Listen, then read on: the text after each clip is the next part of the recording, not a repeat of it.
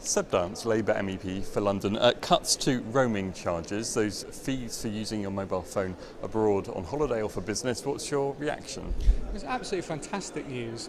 The costs to travellers, whether you're travelling on business or whether you're going on holiday, have often been prohibitive when it comes to using your mobile phone. And the fact is now, when you make and receive calls, make and receive texts, but also crucially use data, the fact that those costs are being cut by the EU is fantastic news. And you mentioned data as well, so-called kind of for using the internet or email, that kind of thing when you're abroad. I guess that's something that's a growing part of the market, especially for businesses, but also for holiday makers as well. Absolutely. I mean, people use their smartphones more and more for data, whether it's reading emails or tweeting or Facebook or even watching videos. And the fact is that the cost per megabyte before the caps were announced in the first round of price reductions, it was simply impossible to turn on data roaming when you came on holiday.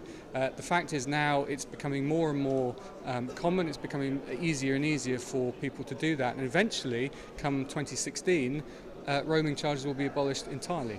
And I'll ask you about that in a minute, but do you think with these latest cuts we're seeing an end, or we're going to be seeing an end to those kind of horror stories that we've kind of all heard about, people coming back from holiday or from business trips and having astronomically high bills? I hope so. I mean, what a lot of mobile phone companies did is introduce caps so that people didn't end up running up massive charges unwittingly. But of course, in doing so, because the cost of using data or phone calls or text was so high, people would, in practice, reach their limit far sooner than they would like. Now, hopefully, people can browse the internet, can email and use all of the things that they want to do on their smartphone for much longer. And of course, the lower the unit cost, the longer they can do that. But ultimately, I think abolishing roaming charges across the whole of the European Union, as of course is our ultimate aim, is a fantastic goal to set. And it's fantastic that it's the EU that's leading the way in this.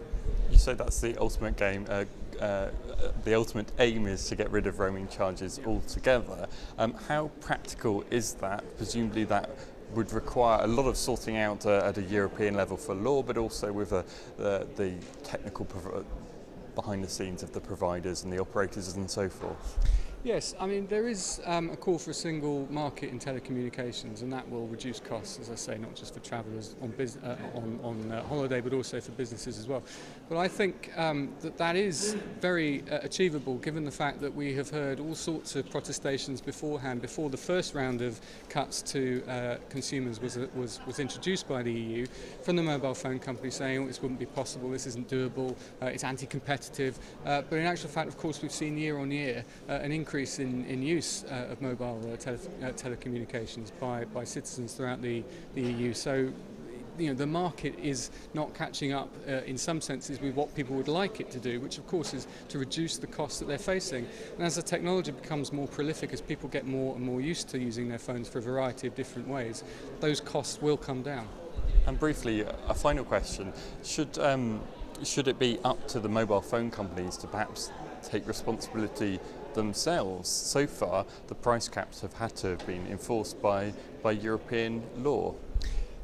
There are some companies that have preempted some of the cuts to charges and have introduced specific packages, but I think it's fair to say that the majority have lagged behind on this and have been pretty against a lot of the proposals that have come through from the European Parliament and the Commission on this. And I think it just shows that you really do need action at multi-state level. It shows the advantages of working together with other member states to actually achieve something for the consumer, and that's ultimately what we're here to do.